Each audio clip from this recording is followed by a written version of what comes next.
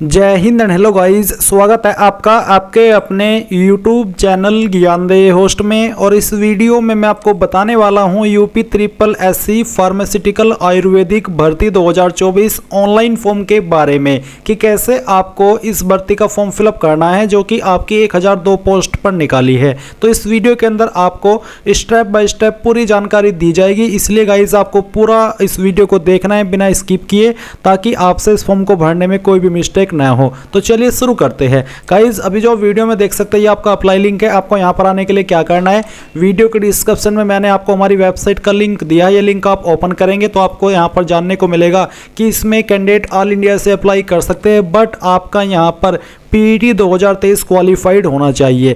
And फिर यहाँ पर अगर आपकी क्वालिफिकेशन की बात करें तो इसमें देख सकते हैं 10+2 इंटरमीडिएट यानी कि 12वीं पास की योग्यता, जो कि आपने बायोलॉजी या फिर मैथमेटिक्स सब्जेक्ट के साथ में की हो, और साथ ही आपके पास डिप्लोमा इन फार्मास्यूटिकल आयुर्वेदिक होना चाहिए। एंड इसके अलावा रजिस्ट्रेशन इन काउंसिल में भी आपका रजिस्ट्रेशन होना चाहिए।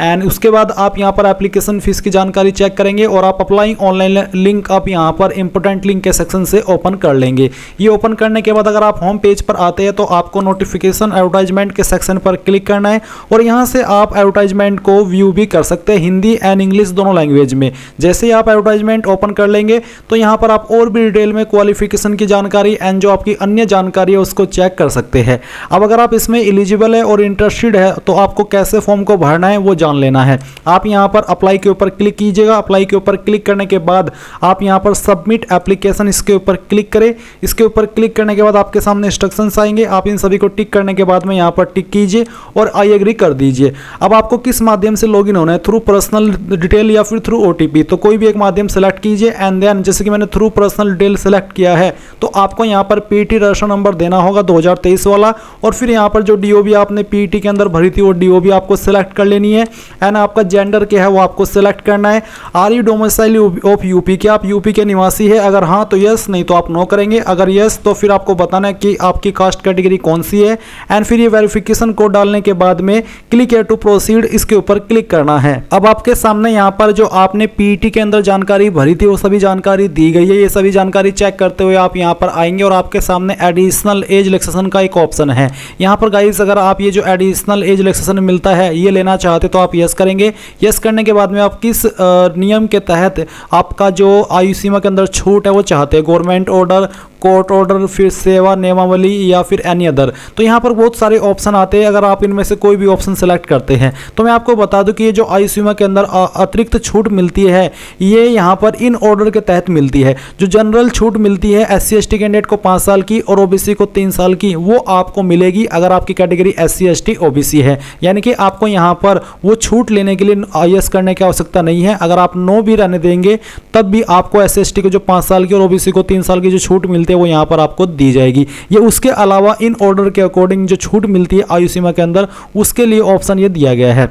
अब आप यहां पर देखेंगे आपकी 10th की इंफॉर्मेशन दी गई है जो कि आपको वेरीफाई कर लेनी है। इसके बाद यहां पर आप देखेंगे details of additional qualification for the post Ayurveda pharmacist Ayurvedic. तो इसमें गाइज यहां पर जैसे कि देख सकते हैं candidate for direct recruitment to the post in service must have passed the intermediate exam with science, biology और मैथमेटिक्स स्ट्रीम, यानी कि मैथमेटिक्स से भी अगर आपने की है तब भी आप अप्लाई कर सकते हैं। तो अगर आपने 12वीं की है साइंस स्ट्रीम से, चाहे आपके पास बायोलॉजी हो चाहे फिर मैथमेटिक्स, तो आप इसमें यस करेंगे। फिर आपको यहाँ पर आपके बोर्ड का नाम एंटर करना है, जिस भी बोर्ड से आपने आपकी जो है 12वीं की है। आपको यहाँ पर 12वीं के लिए ये जानकारी आपसे मांगी जा रही है। किस साल के अंदर आपने 12वीं पास की है वो साल आप यहाँ पर सेलेक्ट करेंगे। एंड उसके बाद में गाइज यहाँ पर आपको सर्टिफिकेट नंबर देना है या फिर रोल नंबर देना है। एंड उसके बाद में कब आपका जो सर्टिफिकेट है वो इशू हुआ था वो डेट आप यहाँ पर कैलेंडर के ऊपर क्लिक करके इस तरह से सिलेक्ट कर लेंगे, जैसे कि मैं आपको यहाँ पर सिलेक्ट करके दिखा रहा हूँ। एंड फिर बताना है परसेंटेज सिस्टम या ग्रेड सिस्टम, तो किसके अंदर आपके नंबर थे वो आप सिलेक्ट कीजिए। अगर परसेंटेज तो परसेंटेज सिस्टम सिलेक्ट करने के बाद में कितने नंबर आपको आए थे वो नंबर आप यहाँ पर लिखेंगे और कितने में से आए थे वो आप यहाँ पर टोटल मार्क्स के अंदर एंटर कर देंगे। इसके बाद आता है must process diploma in Ayurvedic pharmacy. अगर आपके पास ये वाली क्वालिफिकेशन है तो आप यहाँ पर यस करेंगे। एंड फिर आपको बताना कि आपने किस इंस्टीट्यूट से ये पास किया है, किस साल के अंदर पास किया है, सर्टिफिकेट नंबर और फिर आपका इशू डेट और साथ ही किसके अंदर आपके नंबर है वो आप सेम तरीके से सेलेक्ट करके यहाँ पर भर देंगे। अब यहाँ पर 3 पॉइंट में बोला है कि must be registered in board of Ayurvedic and यूनानी तिब्बती system of medicine Uttar Pradesh, यानी कि आपका बोर्ड ऑफ आयुर्वेदिक एंड यूनानी तिब्बती system of medicine Uttar Pradesh में रजिस्ट्रेशन होना अनिवार्य है। तो आप इसमें यस कर दीजिएगा और फिर यहाँ पर आपका जो बोर्ड का नाम है तो वो यही रहेगा जो कि आपको यहाँ पर बोला भी है। तो बोर्ड नेम आप यहाँ पर ये डाल देंगे, किस ईयर के अंदर आपने रजिस्ट्रेशन कराया वो ईयर आप सिलेक्ट कर लेंगे, सर्टिफिकेट नंबर डालेंगे, कब आपका रजिस्ट्रेशन हुआ है, कब आपका सर्टिफिकेट इशू हुआ है वो डेट आप यहाँ पर सिलेक्ट कर लेंगे। एंड देन ये कैप्चा कोड फिल करके आप ये जो वेरिफिकेशन कोड है वो यहाँ पर डालिएगा एंड देन सबमिट के ऊपर क्लिक कीजिएगा। अब आपने गाइज जो भी जानकारी भरी है वो सभी आपके सामने है, आप इन सभी जानकारी को चेक करेंगे और फिर यहाँ पर नीचे की तरफ आकर के आप क्लिक है to proceed for photo and signature, इसके ऊपर क्लिक करेंगे। एंड देन आप यहाँ पर देख सकते हैं कि आपका फोटो एंड साइन आपके सामने, आप इसमें कोई मॉडिफिकेशन नहीं कर सकते। अगर आपको इनमें से कोई भी जानकारी मॉडिफाई करनी है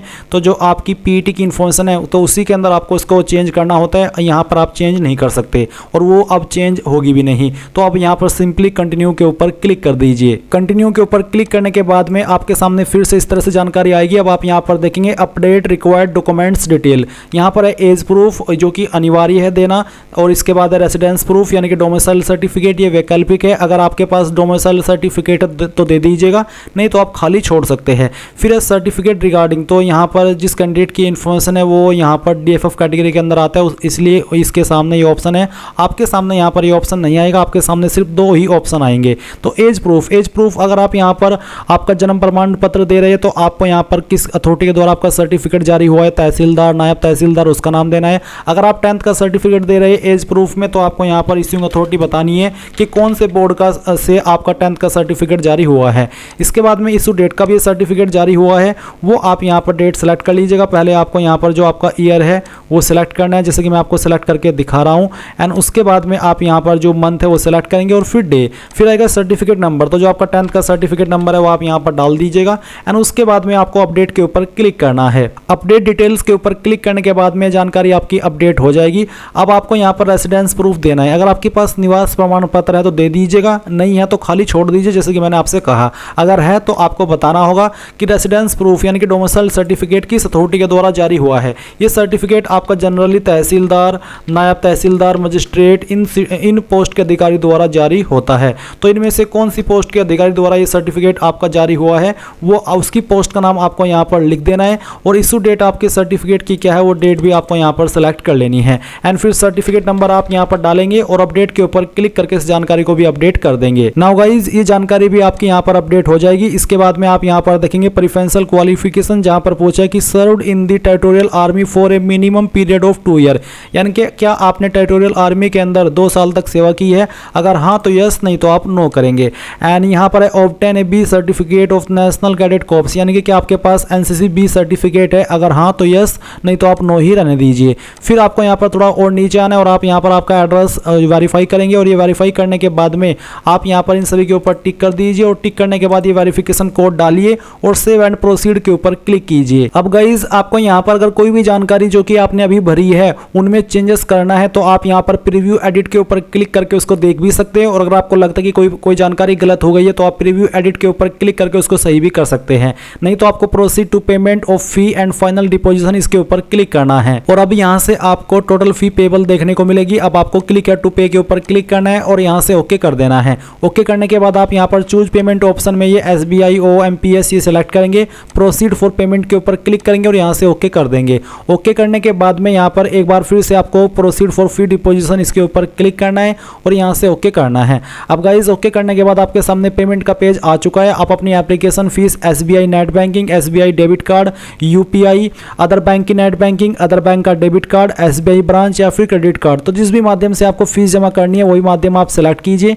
एंड देन फिर यहाँ पर कंफर्म के ऊपर क्लिक करके एक बार फिर से कंफर्म के ऊपर क्लिक करके अपनी जानकारी यहाँ पर भर दीजिए। जैसे आप यहाँ पर अपनी इन्फॉर्मेशन फिल करके पे के ऊपर क्लिक करेंगे तो आपकी फीस पे हो जाएगी और आप अपने फॉर्म का फाइनल प्रिंट आउट ले पाएंगे। अगर फॉर्म भरते समय कोई प्रॉब्लम हो जाती है और आप अपना फाइनल प्रिंट नहीं ले पाते तो आप अप्लाई ऑनलाइन लिंक एक बार फिर से ओपन कीजिएगा। मैं आपको बताता हूँ उसके बाद में आपको क्या करना है। ये जो आपका अप्लाई लिंक है ये आपको एक बार फिर से ओपन करना होगा। एंड ओपन करने के बाद में आप यहाँ पर जो होम पेज है इसके ऊपर आ जाएंगे। फिर आप यहाँ पर नो योर स्टेटस के ऊपर आकर के व्यू एप्लीकेशन स्टेटस वो देख सकते हैं। प्रिंट डिटेल्ड एप्लीकेशन फॉर्म, यानी कि आपका अगर फीस पे हो जाता है तो आप यहाँ से अपना एप्लीकेशन फॉर्म का फाइनल प्रिंट ले सकते हैं।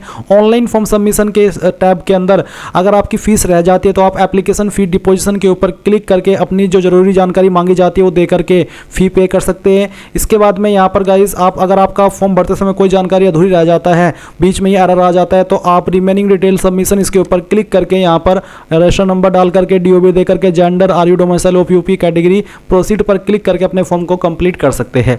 सो इस तरह से आप अपने अधूरे फॉर्म को भी भर सकते हैं अगर कहीं पर कोई प्रॉब्लम हो जाती है। तो ये थी पूरी जानकारी। अगर अभी भी कोई सवाल कोई डाउट रह गया हो तो कमेंट के माध्यम से पूछ लेना। एंड अगर आपने वीडियो को लाइक नहीं किया अभी तक कर दीजिए एंड चैनल को सब्सक्राइब करके बेल आइकन ऑन कर लीजिए। Thanks for watching. जय हिंद।